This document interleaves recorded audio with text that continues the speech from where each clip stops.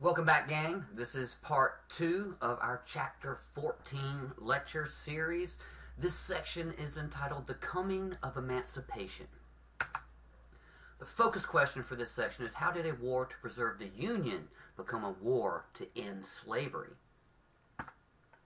At the outset of the war, Lincoln identified the differences between the North and South using the Republican free labor ideology, and he insisted that the institution of slavery itself, at least where it currently existed, was irrelevant to the conflict.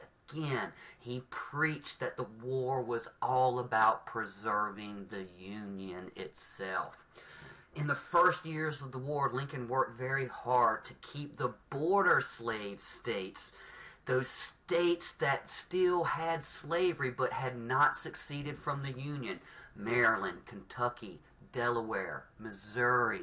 He wanted to keep those within the Union, and he thought that by making the war about slavery, that would only push those border states out of the Union, which would of course increase the power of the Confederacy and decrease the ability of the Union to successfully prosecute the war.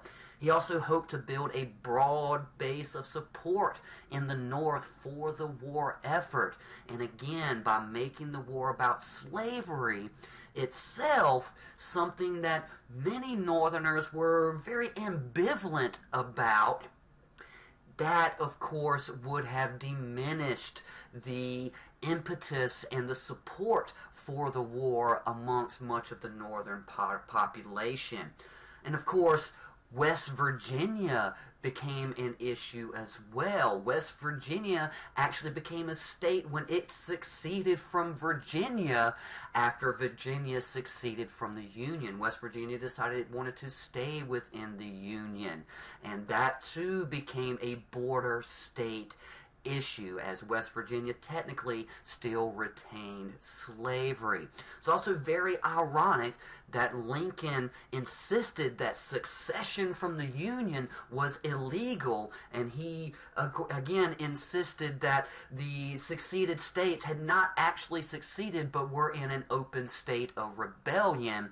So it's very ironic that West Virginia was allowed to secede from the state of Virginia when the states, according to Union politics at the time, were not allowed to secede from the Union itself.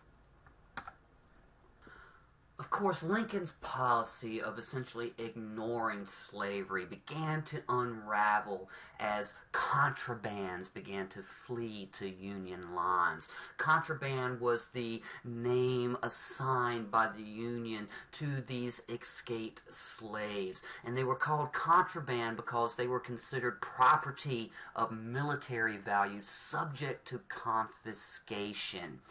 The Union hoped to deprive the South of its workforce, hurting its economy and its ability to prosecute the war. And typically, the Union put these contraband slaves to work in military camps, in a situation not too far removed from the forced labor they experienced under the institution of slavery in the South as well. Slaves themselves pushed emancipation as the war's primary aim, as more and more slaves fled to the Union, a Union that they saw as a beacon of hope for freedom. This pushed this issue of emancipation higher and higher into the consciousness of all involved in the war.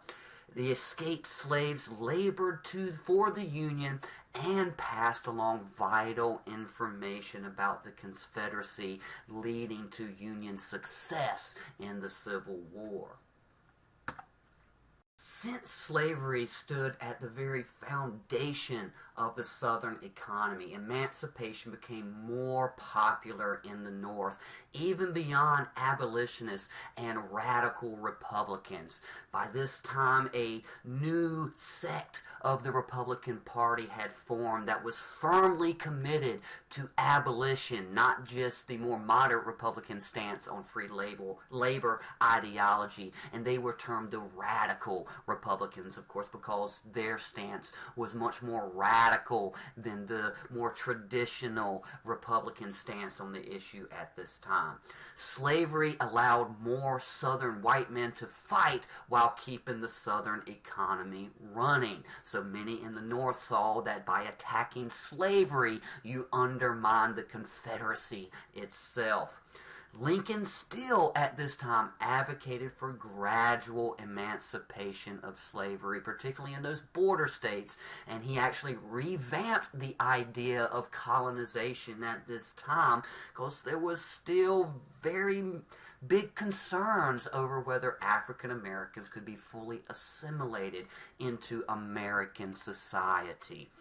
Emancipation became a political and military necessity by the summer of 1862.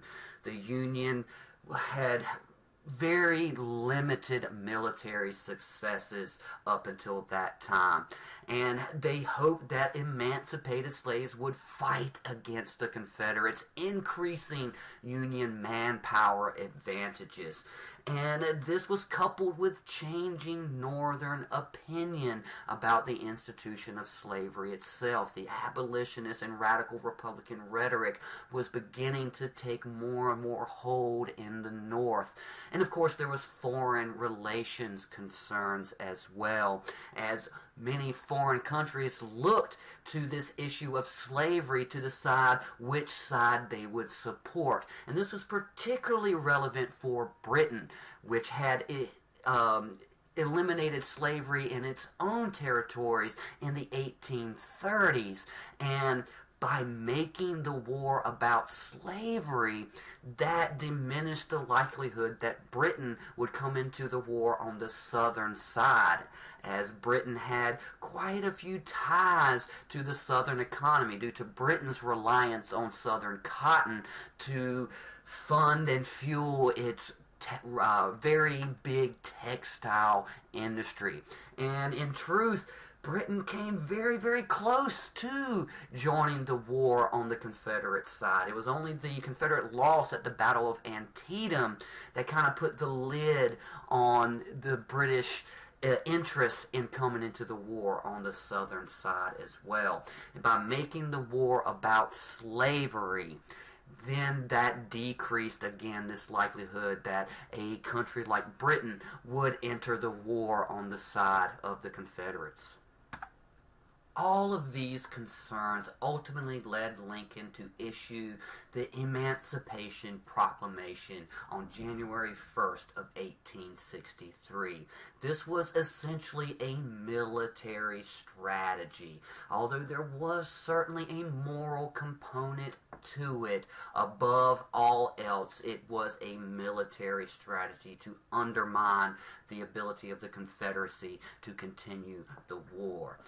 This Emancipation Proclamation did not liberate slaves in the border states or in areas occupied by the Union, only in areas of the South that were not already occupied by the Union. Further indication that this was primarily a military strategy and not some grand moral gesture.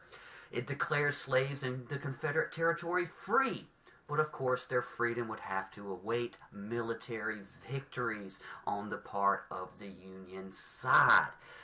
And again, there was even a question on whether it was even legal or not, because to the Southern point of view, they were an entirely separate country at this time. So any edicts or proclamation or laws passed in the North had no bearing on the South itself. But of course, the Emancipation Proclamation ultimately sounded the eventual death knell of slavery. News of the proclamation quickly spread among the enslaved population of the South, further enhancing and increasing the likelihood and the prevalence of slaves escaping, seeking their freedom in Union lines.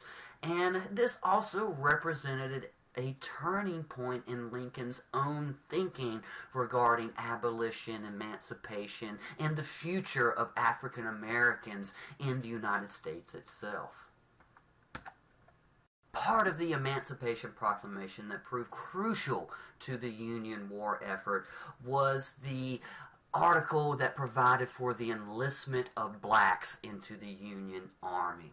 By the end of the war, hundreds of thousands of black men had served in the Union Army during the Civil War, and most of these black soldiers were emancipated slaves from the South. For these black men, military service proved to be a liberating experience and established men as community and political leaders amongst the African American population. In the Navy, conditions on ships made segregation impossible, and black sailors received equal pay to their white counterparts. On the other hand, in the Army, black soldiers were segregated and initially received lower pay and were assigned to labor duties rather than combat. Most white Union troops initially balked at the idea of serving with black soldiers. Racism was still very, very prevalent amongst the Union at this time as well. Eventually, that would change. As the war progressed, more and more black soldiers were called to fight in combat roles, and their valor and their success in those roles did help to erode some of that racist sentiment in the North itself. And African Americans used this military service to justify calls for equal citizenship after the war. If they were good enough to serve their country, then they should be good enough to be citizens of that country. A very powerful argument. That concludes part 2 of our Chapter 14 lecture series. As always, study hard, and I'll see you soon.